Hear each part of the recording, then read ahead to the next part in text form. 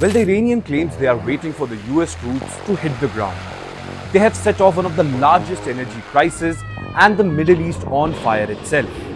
And it all started on 28th of February 2026 when the United States and Israel launched a large-scale offensive against Iran, described by Trump as major combat operation allegedly aimed at preventing Tehran from obtaining a nuclear weapon and destroying so-called imminent threats from the Iranian regime. In fact, from the White House podium and in multiple interviews, Trump repeatedly suggested this would be a short, decisive campaign. But is this really the case? In fact, he said to the world that this operation would take 4 to 5 weeks to achieve core objectives such as eliminating Iran's senior military leadership, and then they did end up killing Ayatollah Ali Khamenei within the early hours of the war. And as they say, that escalated quickly.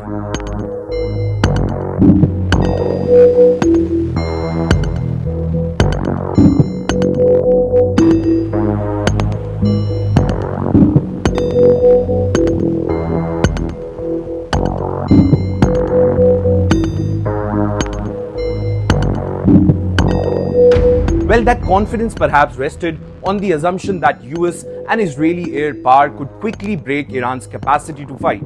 But at this juncture, it doesn't seem to be the case. Because as the war unfolds, Iran has shown that it has far more staying power and far more ways to strike back than in many ways Washington had estimated. So now the biggest question is, did Iran make Trump and US administration walk into a trap, making US believe over the years that fighting Iran would be a piece of cake?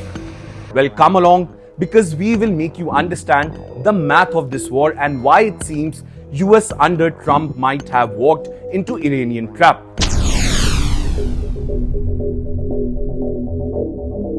For years before this war, Iran was quietly building a vast dispersed arsenal of ballistic missiles, cruise missiles, and most importantly drones, much of it hidden in underground tunnels and hardened facilities. Now, multiple reports say that Iran had developed extensive missile infrastructure across their mountain ranges like the Zagros, with multiple tunnel entrances and even hardened silos facing Gulf targets. By late 2024, analysts estimated Iran had around 2,000 missiles capable of reaching Israel. Within roughly 2 years, that stockpile may have surged to more than 8,000 as Tehran ramped up production of solid fuel medium-range missile at unprecedented rates. In fact, parallel to that, Iran fielded thousands of drones of various types, and in January 2026, its armed forces publicly claimed to have added around 1,000 drones to their inventories. Iran has not just built numbers, it has learned from combat. In fact, Iran's first mixed drone strikes came in 2019, when drones hit oil facilities in Saudi Arabia by Iran's proxies Houthis, showcasing a style of coordinated, low-altitude attacks that challenge even advanced air defense systems. Then came the 12-day war, in which the world saw Iran crumple against the combined might of US and Israeli forces. The arms deployed by the IRGC at that time often failed to find their mark and reportedly bare breached the Iron Dome. Since then, analysts say Iran has steadily improved accuracy, weighted its strike packages, and drawn lessons from conflicts like Russia's use of Iranian-designed Shahid drone against Ukraine, including upgraded to resist jamming and improvised navigation. Now, reports have also emerged that Iran is using the Chinese navigation system Bidao. Now, looking at all this, it won't be wrong to say that years of development are visible in this very conflict. In fact, since the war began, Iran has fired at least 2,000 one-way attack drones and over 500 ballistic missiles towards Gulf nation, a claim made by Israelis itself.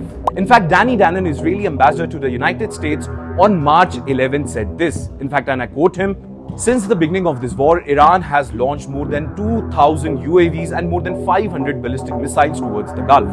But that's not all. Hours after Israeli ambassador's claim, the IRGC went one step ahead, vowed to shift to continuous strikes.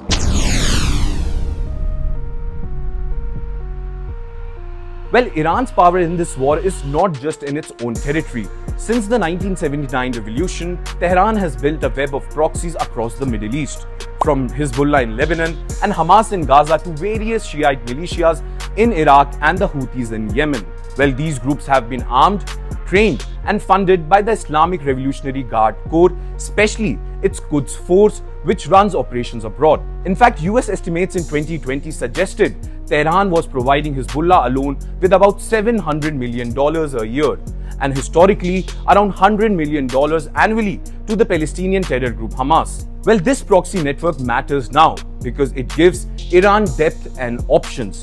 Instead of relying on only direct confrontation as seen in the current conflict, Tehran can pressure the US and Israelis indirectly by rocket fires from Lebanon, drone launches from Yemen, attacks on bases in Iraq and Syria, forcing Washington to defend multiple fronts at once.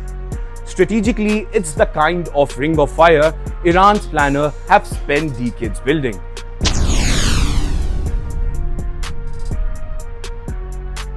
Well, overlaying this long military build-up is the political story. In May 2018, during the first term, Trump unilaterally withdrew the US from the Iran nuclear deal known as the JCPOA and reimposed sweeping sanctions that had been lifted under the agreement. The stated goal, of course, the maximum pressure campaign, was to force Iran into a broader deal that not only covers its nuclear program but also missiles and regional activities.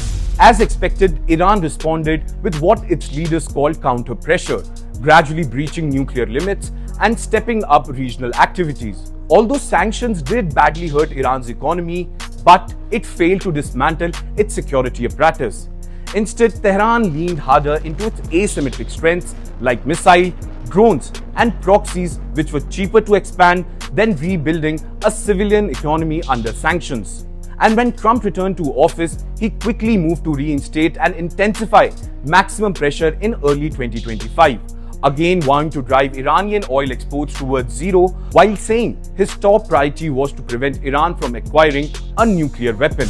Interestingly, Iranian officials signaled they still did not intend to build a bomb, but equally made it clear that they would not surrender. Well, from Tehran's perspective, years of sanctions and threats made a major confrontation with the US and Israel increasingly likely.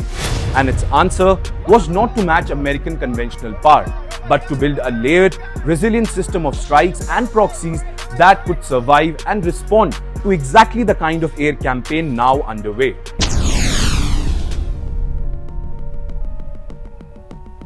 When Operation Epic Fury began, US and Israeli planners believed that concentrated strikes on Iranian missile batteries, air defenses, naval assets and command centers could quickly degrade Iran's capability to fight. Trump repeatedly projected confidence, insisting the US military could accomplish its objective in a matter of weeks. But these 13 days of the war have highlighted a different reality. Air defenses in Israel and across the Gulf are struggling to keep up with the sheer volume of Iranian projectiles, and Western stockpiles of interceptors such as Patriot missiles are very limited. But these 13 days of war have highlighted a different reality.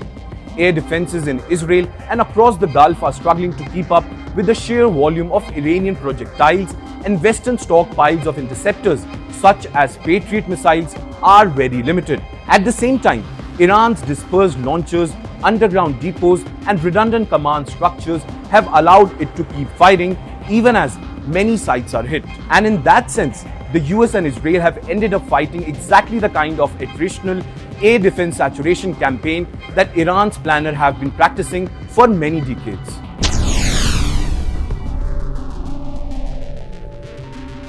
Now, whether Iran consciously set a trap is ultimately a question of intent that outside observers cannot fully prove.